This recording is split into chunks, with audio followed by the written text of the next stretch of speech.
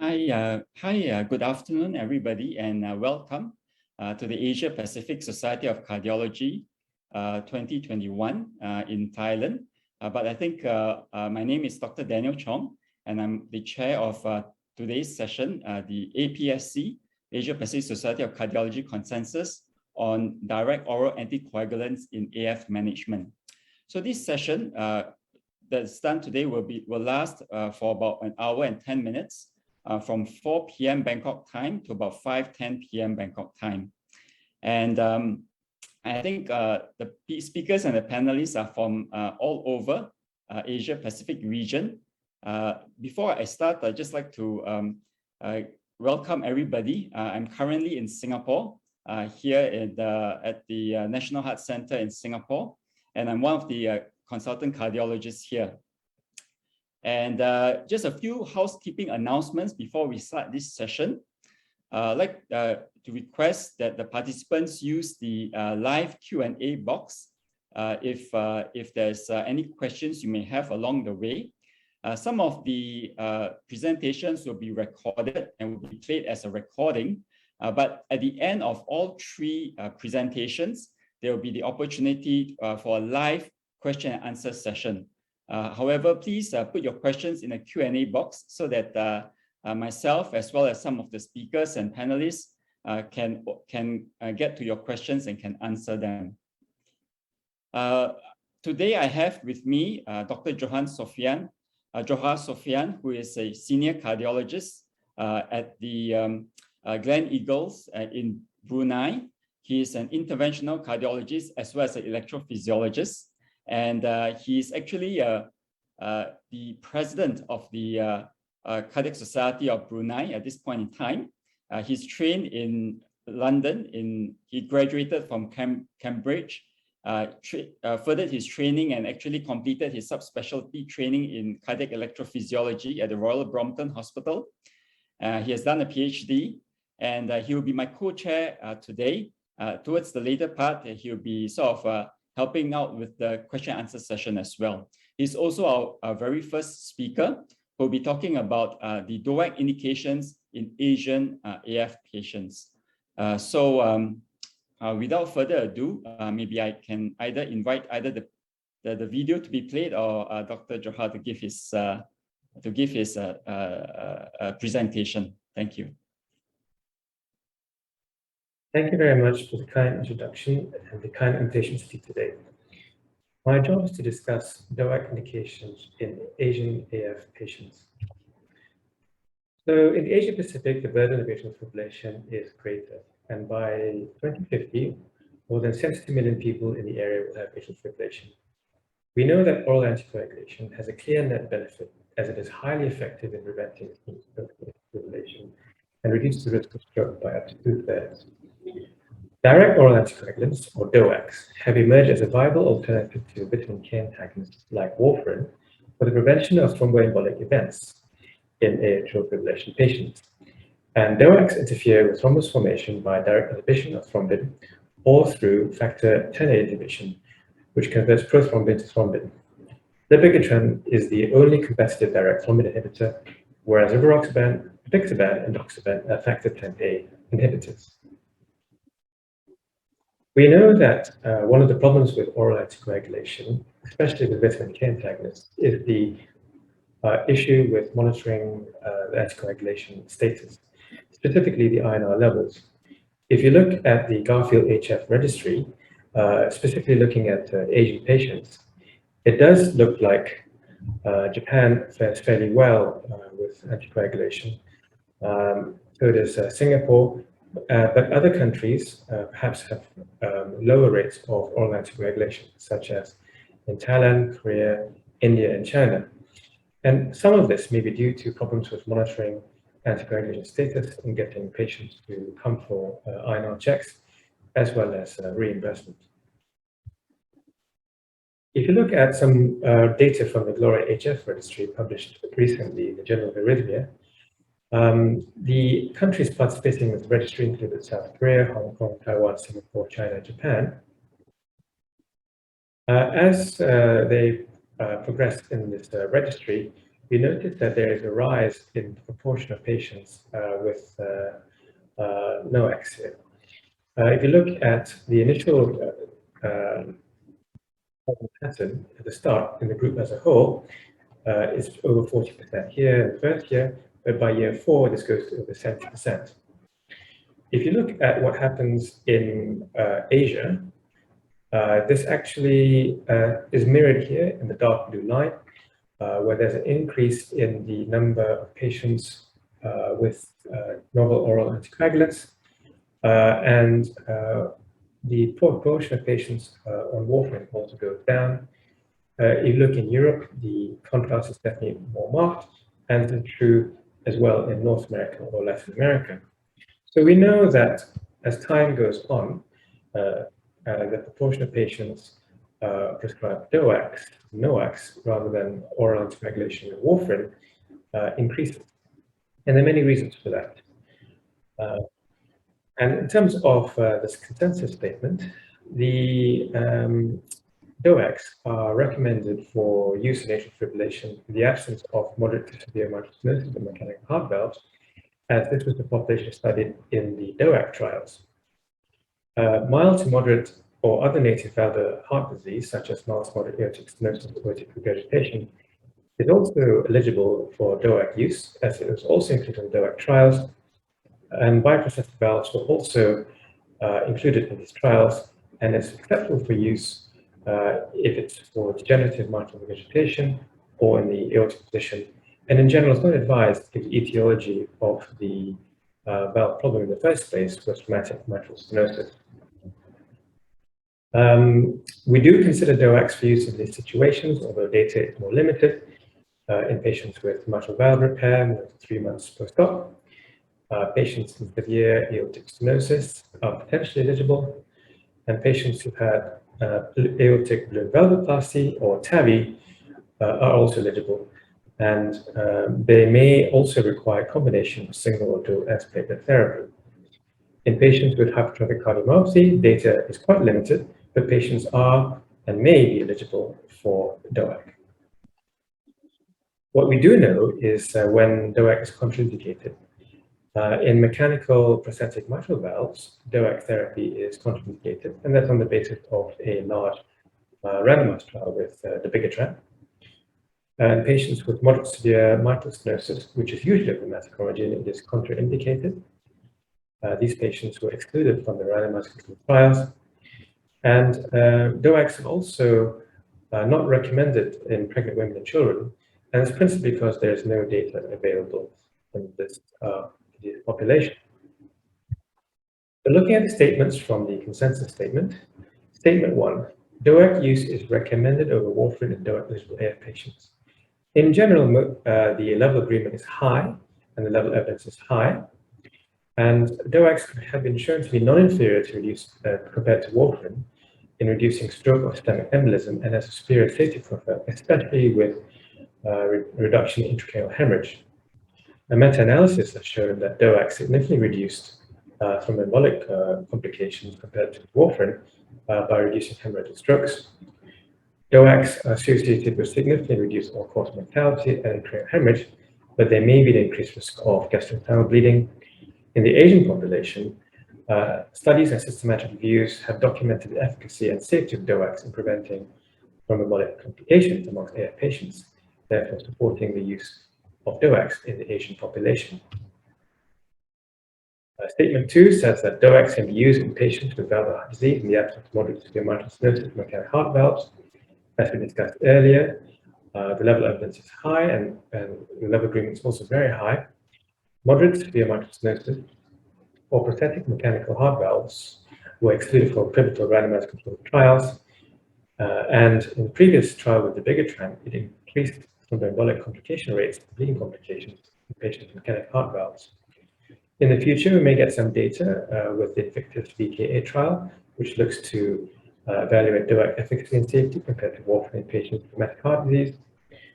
We know that few AF patients with HCM were included in the DOAC trials, and DOACs have not been evaluated for use in pregnant women and children. They should not be used in these patients.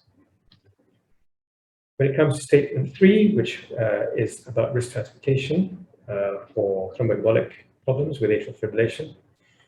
The recommended stroke risk assessment is the CHAD-VAS score, which is also recommended in the American and European guidelines.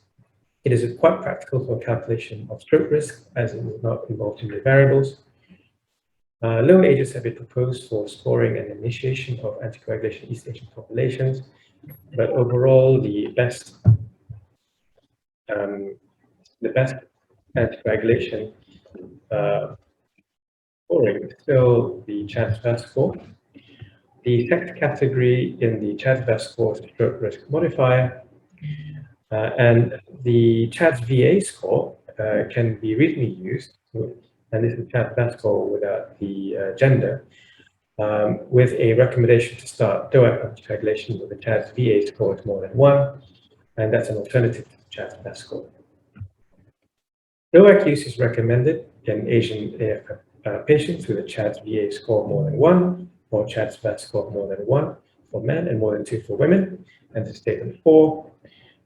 The annual incidence of stroke in Asians is generally higher than in white people, especially when the CHAD-VAS scores are low, as in 0 to 1. We do know that the American European guidelines recommend that that warfarin and DOACs should be considered in patients with more than 1 risk factor for stroke, besides being a woman. And DOACs are in general recommended with a CHAD-VA score more than 1, and you can also use a CHAD-VAS score as well, as per current major F guidelines, and is consistent with this consensus statement. It should be noted that hypertrophic cardiomyopathy patients with a CHAD-VAS or CHAD-VA score 0 should still potentially be anticoagulated, and this will be on an individual patient basis. In statement 5, elderly patients should not be excluded from anticoagulation stroke prevention, and DOAC use is recommended over warfarin. The level of evidence here is high, and strong agreement amongst the consensus statement members. We know that DOACs decrease thromboembolic risk in patients more than 75 years of age without significant differences in the overall risk of major bleeding compared to warfarin from the meta-analyses. We do have some Asian data, and for example, this one, a retrospective observational study in the Taiwanese patients with atrial fibrillation, showed that compared to warfarin and DOACs, principally dabigatran, roxaban, and pixaban, were associated with lower intracranial hemorrhage risk and no difference in ischemic stroke risk. Thus, efficacy and safety of DOACs are preserved in elderly populations, as well as in our Asian patients who are elderly. Statement 6 makes a comment about aspirin use. Aspirin or other antiplatelet agents should not be used for stroke risk management in patients with atrial fibrillation. Level of evidence here is moderate. A large meta-analysis showed that dose-adjusted warfarin with substantially more efficacious than platelet therapy for stroke risk reduction in atrial fibrillation patients. We know that warfarin is definitely superior to aspirin in preventing thromboembolic complications in atrial fibrillation patients more than 75 years without increasing major bleeding rates, and therefore, antiplatelet therapy should not be used for stroke risk management in atrial fibrillation patients, and this is consistent with European guidelines. So to conclude, the recommendations for DOAC use as a preferred agent is there in this consensus statement to reduce the risk of thromboembolic complications in fibrillation in Asian patients. DOACs, however, are not recommended in the presence of moderate to severe mitral stenosis or mechanical heart valves. We can use risk stratification systems such as CHAD-VAS or CHAD-VA score for calculation of stroke risk in order to decide on whether a patient is sufficiently high risk enough to merit anticoagulation. We know that elderly still benefit from anticoagulation, and in this statement, aspirin or antiplatelet therapies are not recommended to reduce risk of thromboembolic complications in patients with atrial fibrillation. Thank you very much.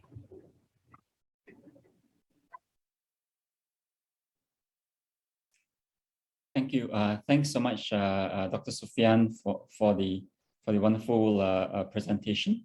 Now I'll be presenting live the second lecture, which is on appropriate dose adjustments for DOACs.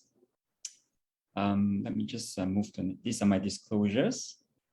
So we do know that the trial doses of DOACs are as follows in this particular chart. We know that all the four major DOACs, dabigatran, rivaroxaban, apixaban, and edoxaban, all four have been studied in randomized controlled trials. And the randomized controlled trials respectively are the RELY, ROCKET AF, Aristotle, and ENGAGE AF. And in these respective RCTs, we see that the actual drug dose that was used was as follows: 150 milligrams twice a day, as well as 110 milligrams once a day for the dabigatran. Rivaroxaban was 20 milligrams once a day, or 15 milligrams once a day for those with a renal creatinine clearance of less than 50 mils per minute.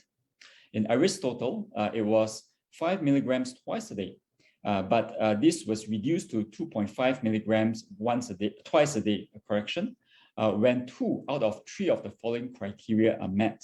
The age of 80 and above, weight that is 60 kilograms and below, or a creatinine of 1.5 milligrams per deciliter or above. So if 2 out of these 3 clinical criteria are present, apixaban was reduced to 2.5 milligrams twice a day. And in the ENGAGE AF trial, edoxaban was used at 60 milligram once a day dose with a reduction to 30 milligram once a day if there was one of the following 3 conditions: creatinine clearance of 30 to 50 mils, a weight that was 60 kilograms or below, or the concomitant use of a strong P-glycoprotein inhibitor. So in these 4 clinical trials, these medications were considered non-inferior to warfarin only when these drug doses were used. So these are sort of the clinically proven non-inferior to warfarin drug doses. So the clinically proven doses. However, we do know that in the real world out there, and this is from the Garfield AF registry data, that under and overdosing of DOACs can be rather common. So this is a chart from a paper published in JACC just last year. You could see that in many countries, particularly countries in Asia, oftentimes the recommended dose may not be used, and many patients may be underdosed, and a small proportion of patients may be overdosed. And we wonder whether this would be, and it's not only within that AF Garfield registry alone, but there are multiple other studies. So this is a meta-analysis of several others, of multiple studies from North America, Asia, and Europe.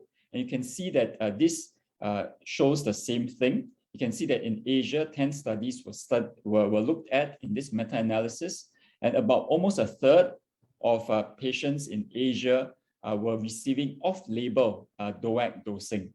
And this is particularly more common in Asia compared to Europe and North America. And it's not really the overdosing that's more common. In fact, overdosing in Asia is slightly less than in North America and Europe. It's more of the underdosing that tends to be a bit more common in Asia. What's the consequence of underdosing or overdosing? Well, we do not have randomized controlled trials of over and underdosing. We do have some registry data. And I will just be presenting 2 of the largest Asian registries. This one is from the group from South Korea, published also last year. You could see that in the group, in this sort of registry study, if you look at the red line, that's the group that's overdosed. In green, it's the group that's appropriately dosed, and in blue is the group that's underdosed. Just bear in mind that these 3 groups of patients are not truly comparable. They had different ages, they had different CHATS-VAS scores, so they are not really comparable. But nonetheless, you can see that there are some trends that can raise some concerns. You can see that in the overdose group, they had higher rates of stroke and systemic embolism, despite being overdosed. There were definitely higher rates of major bleeding, intracranial, gastrointestinal bleeding, and all-cause mortality was higher in the overdose group. In this particular registry, it seemed that underdosing didn't quite differ from on-label dosing. But the same wasn't seen in another very large registry. So this is the second largest registry from Asia, published from a Taiwanese group. And you can see that in their particular study, in the group that was underdosed, there was higher rates of stroke and systemic embolism in the group, such that warfarin was subsequently favored over NOACs when the patients were underdosed. Of course, there was less bleeding in the group that was underdosed compared to warfarin. And this is a meta-analysis of multiple studies which showed that when you look at all these studies together, it seems that the group that received a non-recommended low dosing of NOACs have a higher incidence of or prevalence of stroke and systemic embolism compared to the group on the recommended dosing. But when it came to bleeding, even though the dose was reduced, there was not a lot of difference between the low dosing group versus the recommended dosing group. Of course, these are registry studies, and there's a lot of confounders in the data, but nonetheless, these are some concerning information that we have to take into consideration. We do have some better quality data. We have the J-Rocket study, which actually used two lower doses of rivaroxaban, the rivaroxaban 15 milligrams and 10 milligrams, depending on the creatinine clearance, and compared it with warfarin. And in this particular randomized control study, the Japanese group did manage to show that rivaroxaban at these two lower doses in their population was non-inferior to warfarin. So when taken all these findings into consideration, therefore the APSC came out with some of these statements, and I think we believe that the trial-approved doses of DOACs, or the doses recommended in the respective country guidelines or regulations, should be used. In other words, the DOAC dose should not be reduced inappropriately. And this is because we do know that the high quality data favors the use of trial-approved doses. However, if there are equally high quality data, for example, in Japan, for instance, with the use of a lower dose regime, then I think that in those countries, physicians should follow the respective country guidelines and regulations. We also think that the factor Xa inhibitors, rivaroxaban, apixaban, and edoxaban, can be used with more severe renal impairment with a creatinine clearance of 15 to 30 mils per minute, but with the appropriate dose adjustments. So when to appropriately reduce the dose? So in the bigatron, there's not really pre-specified in the RELY trial. Both 150 and 110 milligrams twice a day were trialed, but we do know that 150 milligram had greater ischemic stroke reduction, but higher bleeding, whereas 110 had similar ischemic stroke reduction and lower bleeding. So it can stand to rationalize that that the lower dose can be used in patients with maybe a higher bleeding risk, for instance. Edoxaban 60 milligrams and 30 milligrams can be used if one of the following is present: a reduced creatinine clearance, a low weight, or concomitant use of a strong P-glycoprotein inhibitor. For rivaroxaban, the dose was 20 milligrams, that was the trial dose, and can be reduced to 15 milligrams if there's reduced creatinine clearance. And for apixaban, it's 5 milligrams, but can be reduced to 2.5 milligrams if two of the three criteria are present: age 80 and above, weight 60 and below, or a creatinine clearance, a serum creatinine, not creatinine clearance, but serum creatinine of 133 micromoles per liter, or 1.5 milligrams per deciliter or more. So this is just a chart which sort of illustrates what was mentioned in the previous slide. So the bigatron, we did take into consideration that because the bigatron was more renally cleared, so therefore at poorer creatinine clearance levels, that probably the 110 milligram twice a day should be used. For edoxaban, this lowered dose is recommended and was trialed in the ENGAGE AF trial, so this should be used. In rivaroxaban, again, the 15 milligram dose in the poorer creatinine clearance patients, and apixaban as mentioned earlier. What about drug interactions? is this a reason for dose adjustments? We do know that, for example, for dabigatran, there can be multiple drug interactions with inhibitors and inducers of P-glycoprotein, as well as the cytochrome P450 isoenzyme. And therefore, there are some drugs that are recommended to be avoided and some drugs to be used with caution. And we know that some of these drugs do enhance the effect or maybe even impair the effect of dabigatran. And for the factor 10A inhibitors, similarly, we get a similar set of drug interactions, and therefore drugs that can enhance or maybe even impair the DOAC function. But none of all these interactions have been studied in a randomized fashion, and only in the edoxaban subcategory of patients in the ENGAGE AF trial was there a reduction in the edoxaban dose for patients who were concomitantly on a strong P-glycoprotein inhibitor. So therefore, I think the only way we can do those adjustments in an evidence-based manner would be to reduce edoxaban in this particular group of patients, and the other patients, really, there's a lack of evidence. So what about herbs and food? Well, herbs and food, again, there's actually very limited data. We do know of some case reports. This is an example of one of them in which a patient actually was taking dabigatran, subsequently took a boiled mixture of ginger and cinnamon and had severe, in fact, fatal gastrointestinal bleeding.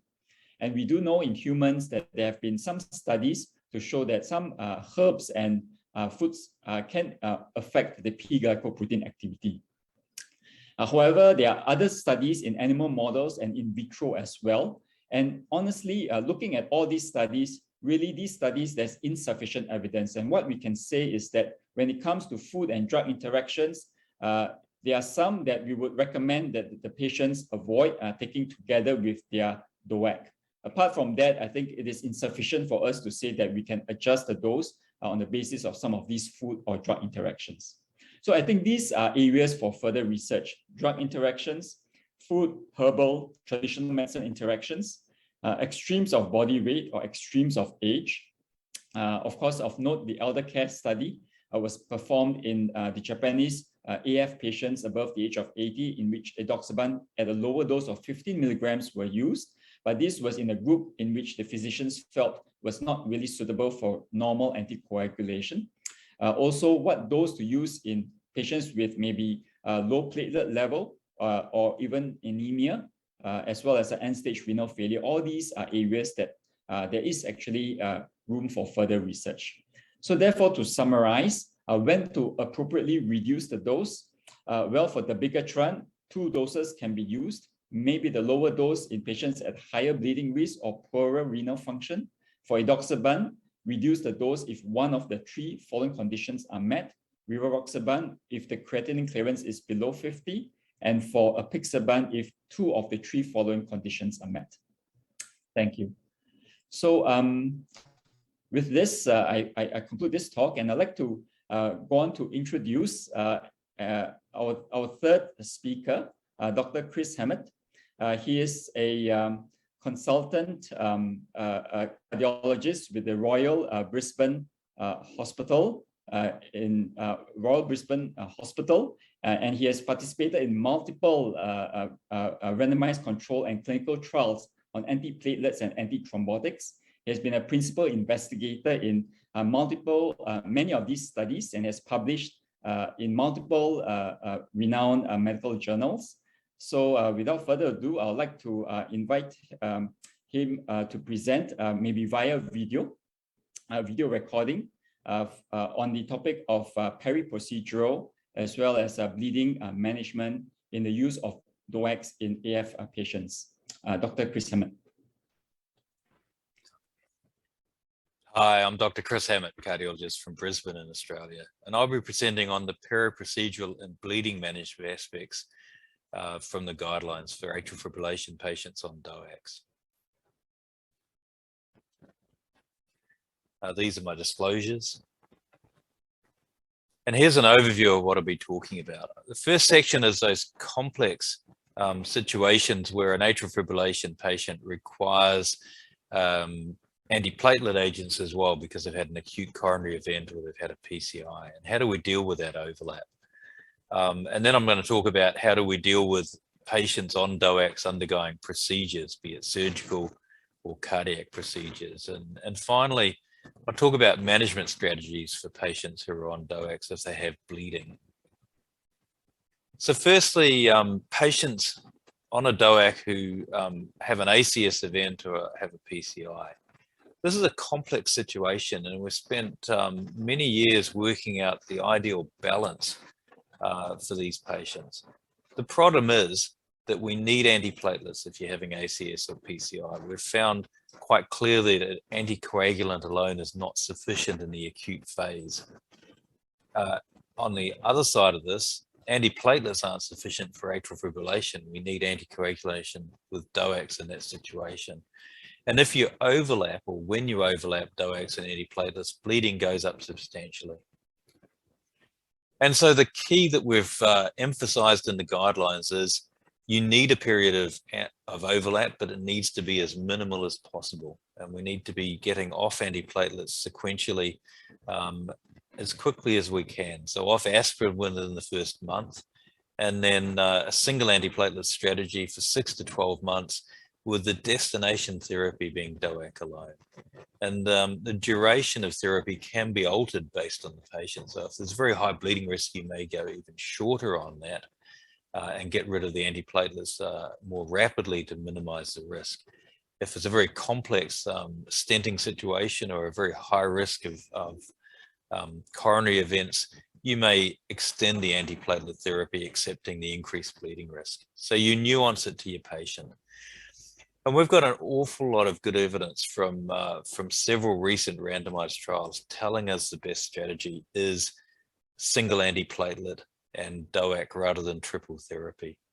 And so these are the trials that have occurred in the last few years. And if you put them together in a meta-analysis, we get a very clear picture that bleeding is substantially reduced by getting off the aspirin and going to a single antiplatelet, clopidogrel plus DOAC. And that includes fatal bleeding and really critical types of bleeding. And really without a lot of cost in terms of adverse cardiovascular events. So there's no difference in all-cause death or MACE. There is a trend towards increased myocardial infarction, although it is not statistically significant even in the pooled results of a meta-analysis.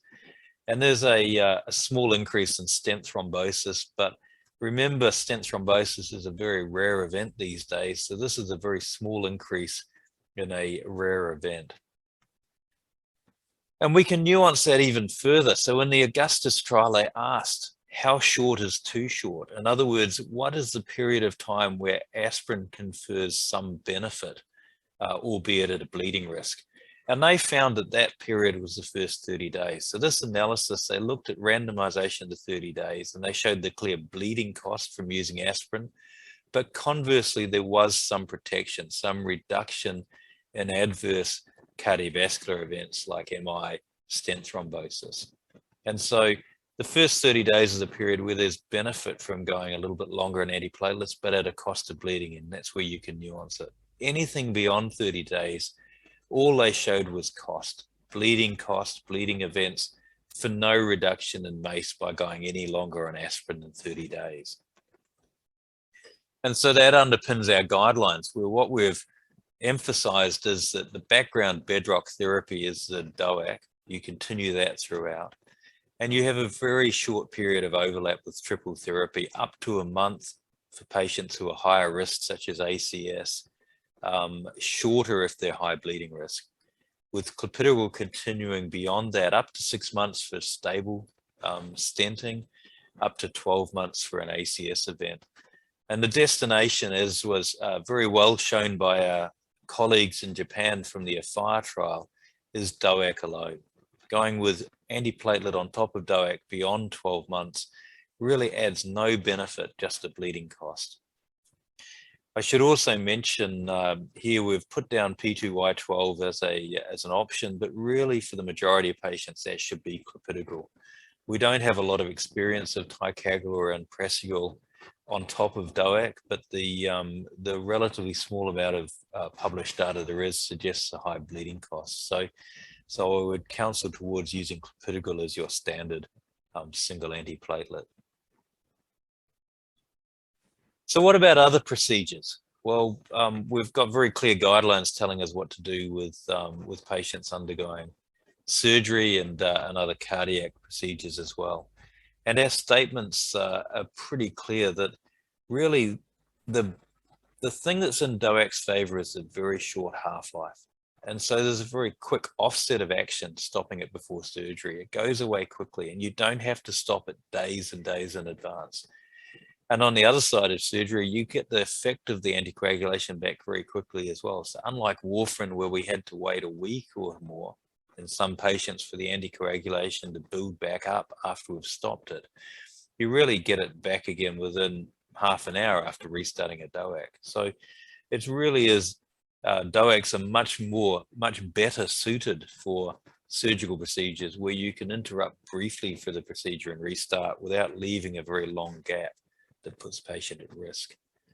Importantly as well, bridging should never be considered for DOACs. And so what we've said in the guidelines is you can assess if you need to interrupt at all, and what I'll explain on the next slide, that some procedures don't really need you to interrupt anticoagulation at all. And if you do need to stop it, you only need to stop it for a short period.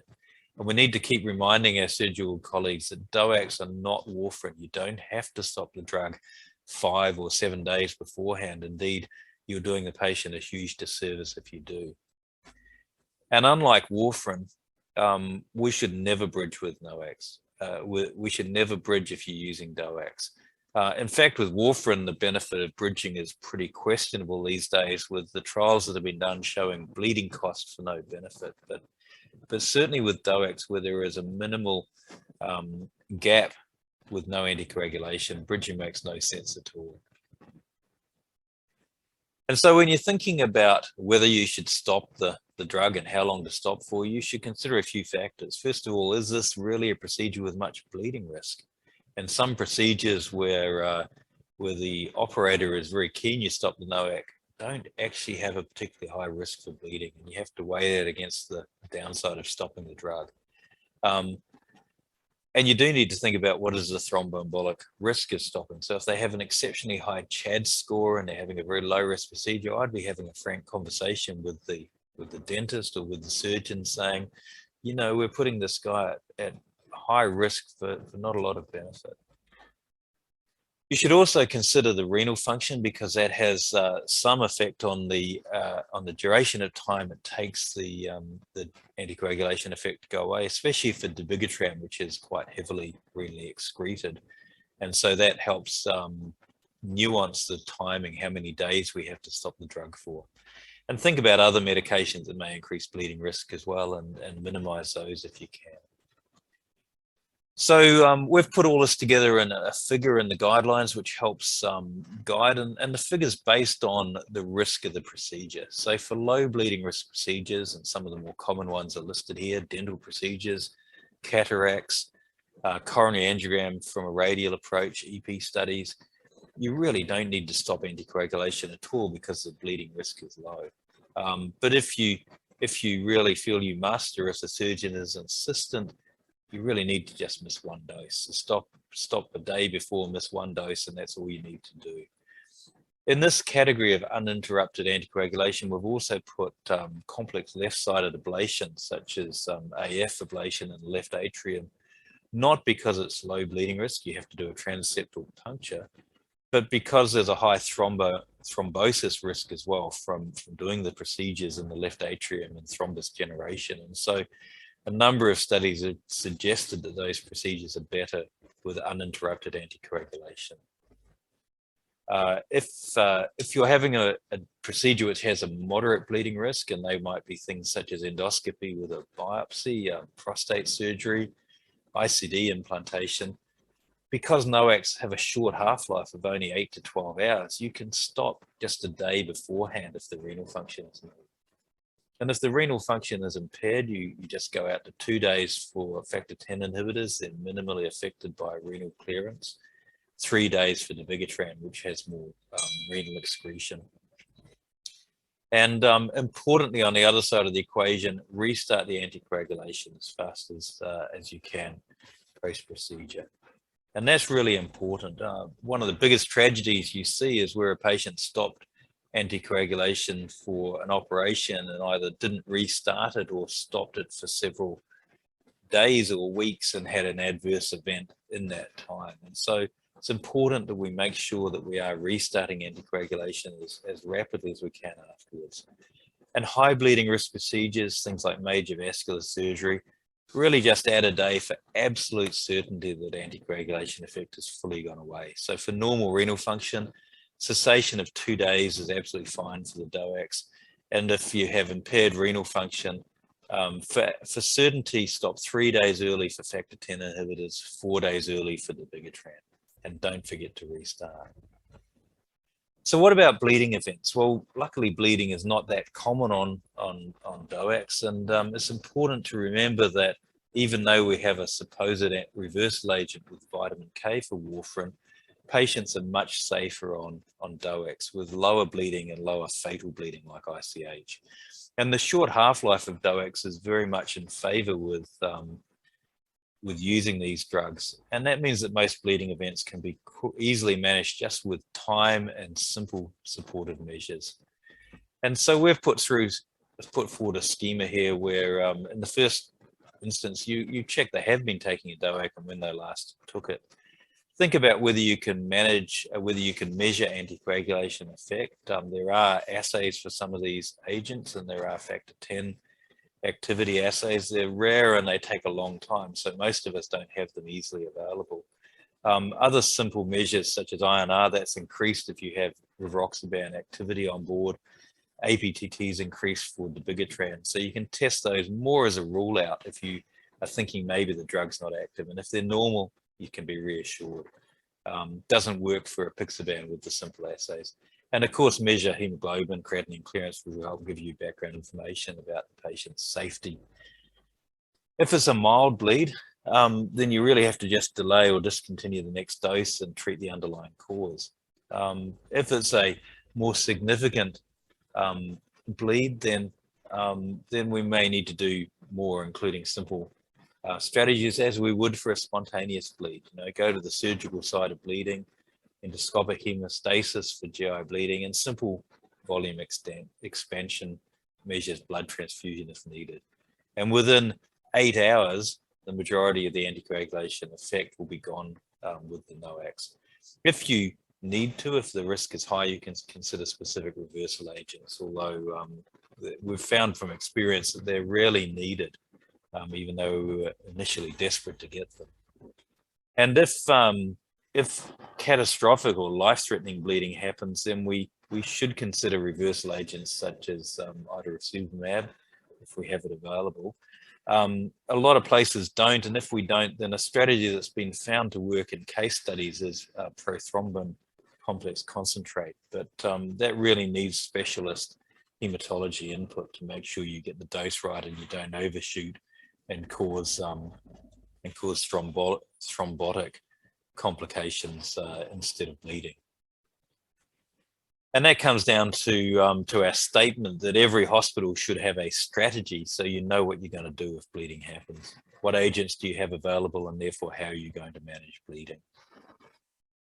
And importantly, have a strategy for getting the patient back on a DOAC after bleeding, because one of the most disheartening things to see is a patient who stopped an anticoagulant for a reversible bleed, but then didn't go back on it and has a stroke. So if the bleeding cause has been reversed, get them back on the DOAC.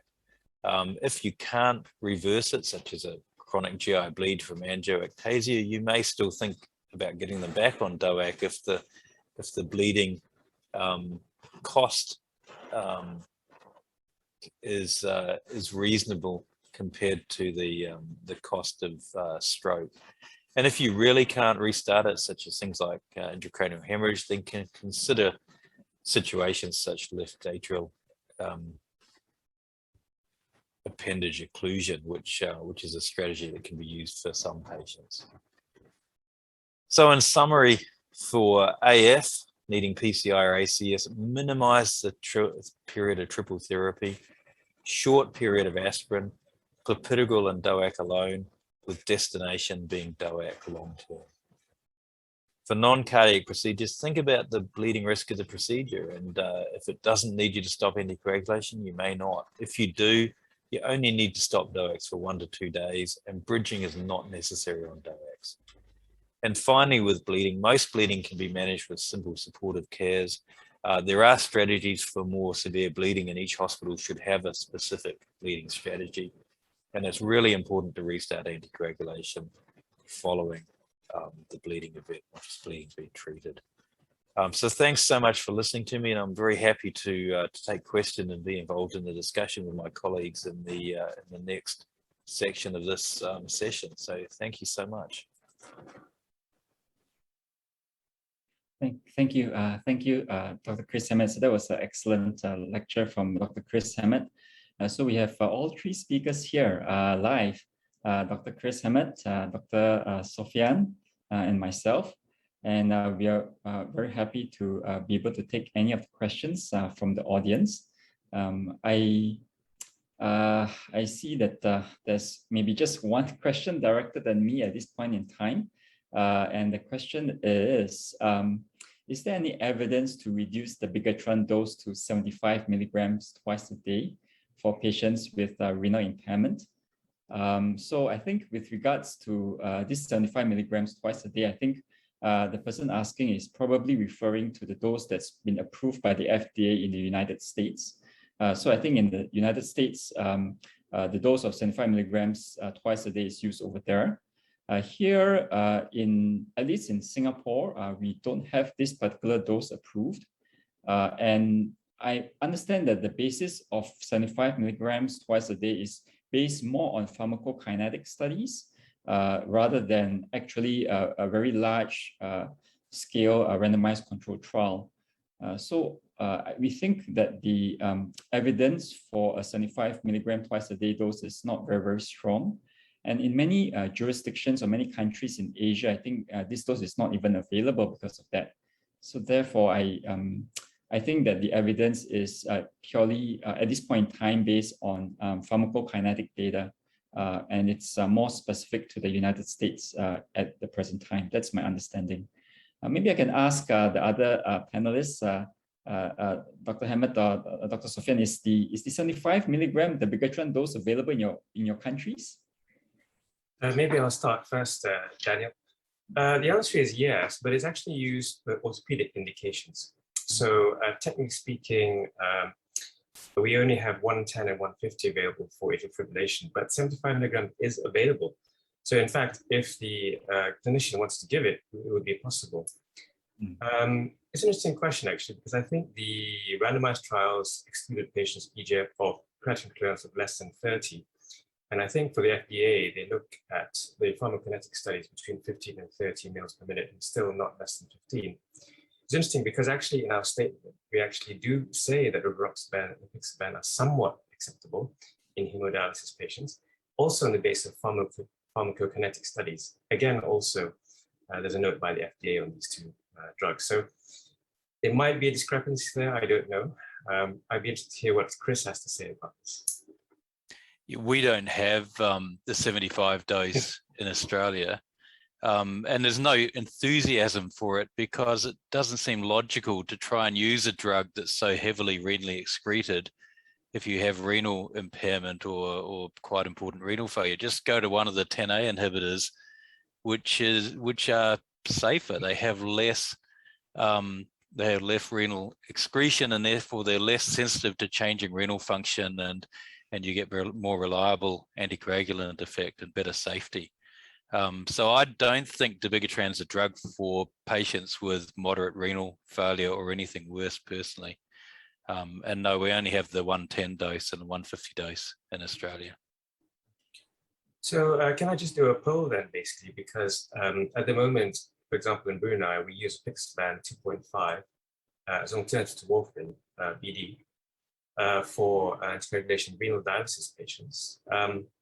Is this sort of, I know we've not said so explicitly in the guidelines, we've kind of said it might be possible, But do you guys also do that as well in Australia or Singapore?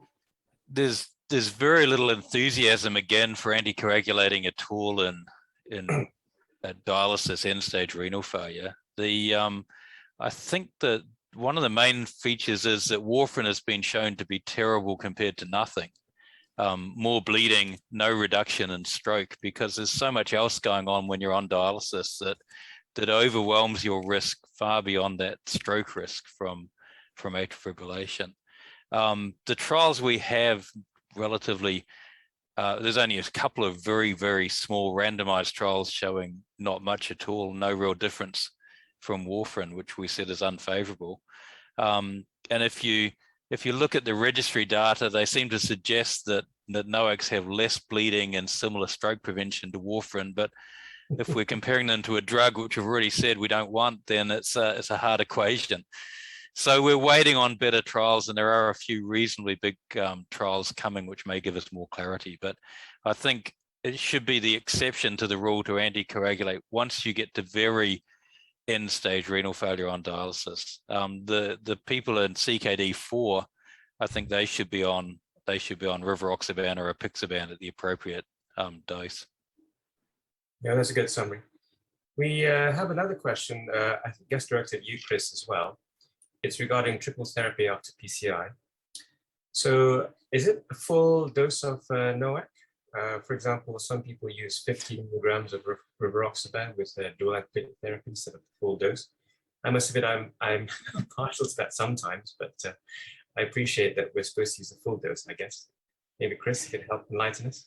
Well, the trial used 15 milligrams, and they didn't show a cost in terms of thromboembolism, but it was very underpowered for MACE events as well, with about 1,500 patients. So we've got enough to say it's not a disaster to use 15 milligrams. I tend to use the 20 milligram dose just because, you know, I'm more comfortable that's the full anticoagulant effect. And certainly apixaban, they did the trial right. They used 5 milligrams BD, and they clearly showed that was better than warfarin. So I think use the proven dose from the large trials, not reduced dose.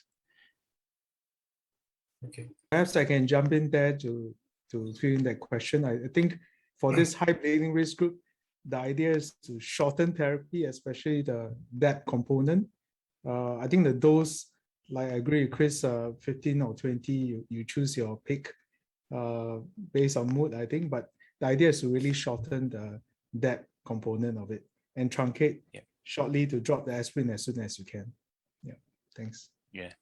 Can I just make a comment before we go on about the J-Rocket trial that we touched on in the earlier presentation? Because I've had I feel a little bit uncomfortable about the strength of the evidence in that trial with only 1,000 odd patients when you compare to what we had to do in the large trials, such as Rely, such as Aristotle, such as Rocket, where we had tens of thousands of patients. So I'm not sure. Whenever you do a small trial, we see this over and over again. You can show less bleeding for no cost because you haven't powered properly for the thromboembolic costs. So I think, there's not a lot of, I would be cautious extending it to other Asian countries at least. And, if they're comfortable in Japan and they've done that trial for regulation, that's a different matter. But I don't know that it applies broadly to patients across the Asian region. And like we said, use the trials the doses that are regulated for your country. I agree with you, Chris. I think that that trial was done because I think Japan required that trial for rivaroxaban to be approved in their country, and I think most Asian countries participated in the larger trial. So the other trials, the Rocket AF and the rest.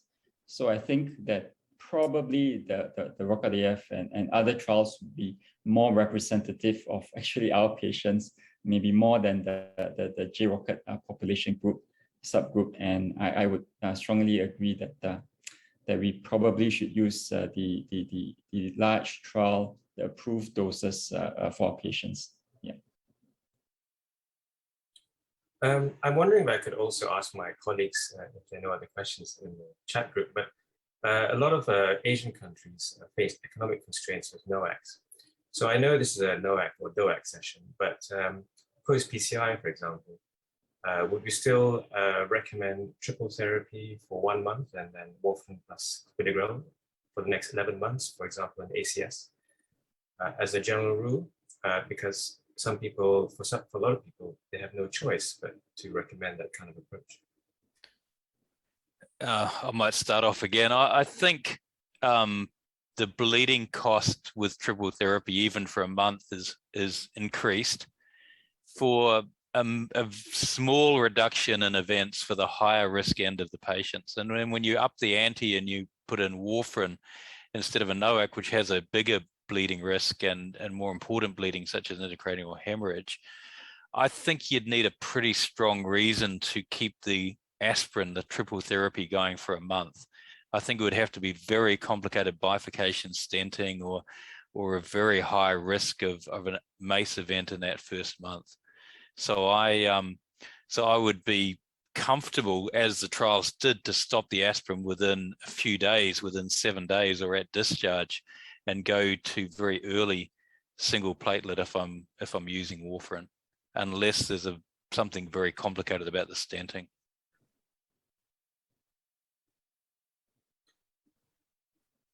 Maybe I can chip in here. All of you were in the APSC consensus statement. I thank you for the effort and time. Again, it was a wonderful effort. Just to recap why it was 1 month in the APSC consensus, because Asia is quite broad. I think some countries like East Asia do use a lot of intravascular imaging, and they do truncate and drop the aspirin very, very early. But as a general rule, because this is a consensus across Asia paper, we equalize it to a month for both stable and ACS.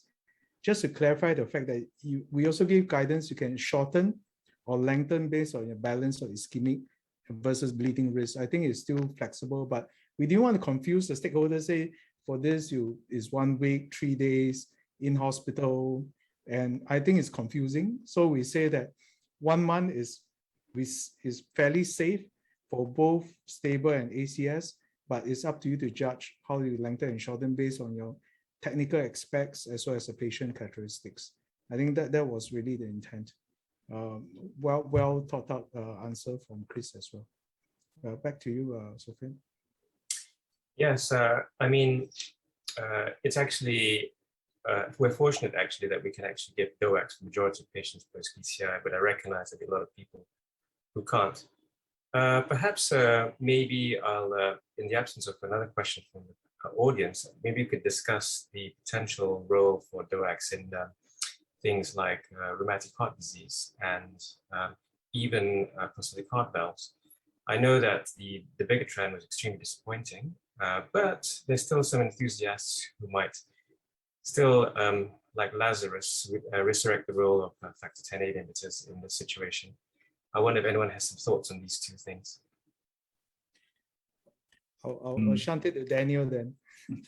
Yeah, I mean, I don't really know very much about whether anybody's trying on prosthetic heart valves. I think mechanical heart valves, because of the experience with the bigatron, I think everybody's scared, and I think that there's some reasonable grounds to probably think that it's not going to be similarly effective.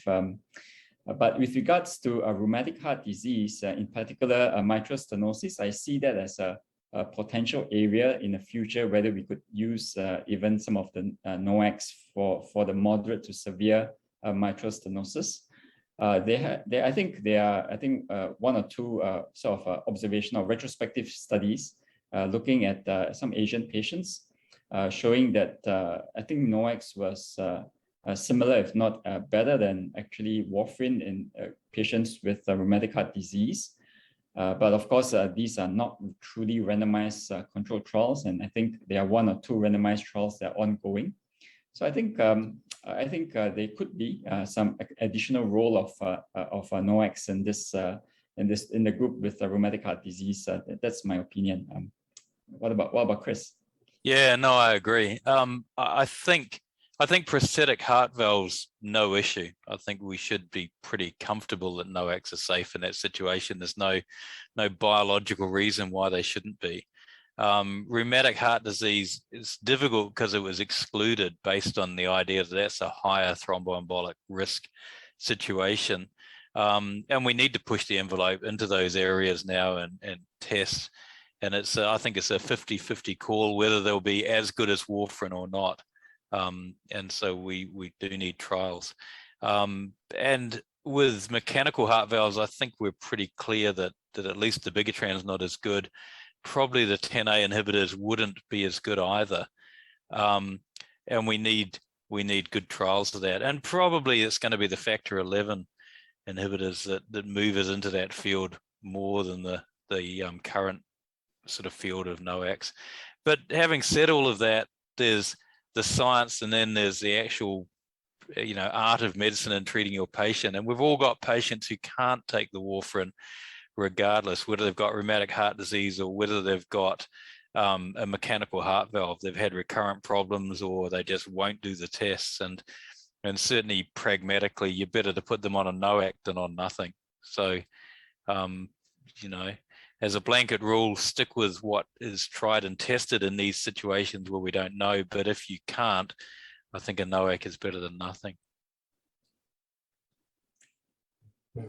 So, Sofian, do you mind if I ask, as an electrophysiologist, sometimes, in patients who are going for atrial fibrillation ablation, we tend to omit the dose, one dose of NOAC before on the morning of the procedure. But there are some others who advocate just serving that morning dose of NOAC anyway before that Afib ablation. What are your thoughts, and what do you do? Actually, I fear stroke more than bleeding, actually. So my strong preference actually is to continue anticoagulation without missing any doses. If they also happen to miss a dose for logistic reasons, that's fine by me, but it's not by design. So I definitely go for full anticoagulation without missing any doses. The other thing to do is use techniques such as ultrasound guidance to minimize the risk of femoral complications, like you do for PCI. Really, because of this strategy, we hardly or very rarely have I experienced any thromboembolic complications during AF ablation, actually. So yes, you do get bleeding complications and the occasional tamponade. We've had for many years, to say, but it's certainly, to me, I don't know, I find it more acceptable to deal with a bleeding problem because it's potentially reversible than a stroke, which is actually quite hard to deal with if it's acute after the AF ablation procedure. I know there's evidence either way. Actually, both are equally safe. Equally, there's also some evidence to say that you can actually withhold it in the same way you do it for other procedures. But I think logistically, it's just easiest to continue, and you don't have to think about it. Do you do a transesophageal echo for all the patients, or it's just those that may not have? We're not sure about the compliance to anticoagulation before the AF ablation. I guess that I don't trust anyone because there are patients who tell me that they've been taking their NOAC, and then I find there's a clot. So, and then afterwards I ask them, did you really take it? They said, sheepishly no. And then, okay, we'll have to cancel your procedure. And then we'll come back later. So the answer is yes. And I think two reasons. One is for that. And second one is to increase the safety of the procedure. If you're doing a procedure on full anticoagulation, you need to reduce the bleeding risk to almost zero. And for that, as I said, you need to do ultrasound guided femoral puncture, and as well as that, to do a transeptal puncture under TE guidance. ICE, of course, is acceptable as well, but that's more expensive. So if you accept that you're doing this on full anticoagulation, you should also take the steps to actually reduce the bleeding risk through other means. Thank you. I think that's what quite a number of us over at Singapore also do. But I think so we would routinely do a transesophageal echo for all the patients because, like what you said, we have seen many patients who claim that they've taken their medication without fail, and yet we still do see left atrial thrombus. in some of them. And so we just transfer first esophageal echo everybody before the AF ablation. Although some of us do omit one dose of NOAC on the morning of the ablation itself, I think because I guess during the vascular access, sometimes if it's a difficult vascular access, that the hematoma is one of the issues that we do face. But I agree with you. I think that we should be more afraid of stroke more than bleeding, because oftentimes bleeding is difficult to. Bleeding is more easy to manage than stroke. Actually, yeah, ischemic stroke. Yeah, Jack. So, us AP folks, if the patient is compliant and you do see a LAA thrombus, do you then switch to warfarin, or is it routine to switch once you see a thrombus? Yeah, I mean, for our practice here, we tend to actually switch to warfarin because I think there's the ability to titrate the INR sometimes to a slightly higher level, for example. Whereas for NOACs, you are sort of at a fixed dose, except for the bigger trend that you can, if you're on 110, you can always choose 150 dose. But for the other NOACs, you're sort of just restricted to that one dose. So because of that, if they have been compliant, once we see a clot, we would change to warfarin, and we would maybe aim for a slightly higher INR level till the clot is proven to have lysed on the TEE. Before we consider actually switching them back to maybe a different NOAC, for instance, if they have been compliant. Yeah. So, Sofian, what about you? Well, you're exactly right. You're caught in a rock and hard place. Some people would advocate switching to a different NOAC for whatever reason. Maybe it hasn't worked for that patient. Who knows? But the bigger trend has two doses approved, so you can do it for 110, 150 if you're on 110 at a clot. And otherwise you go back to warfarin. And I suppose you can always think about left atrial appendage occlusion device as an adjunctive therapy. Again, its evidence is not very strong, but some people would promote that as an option for these patients. But that would be after the clot has dissolved. Although there are some people who would actually still do it with a clot inside you.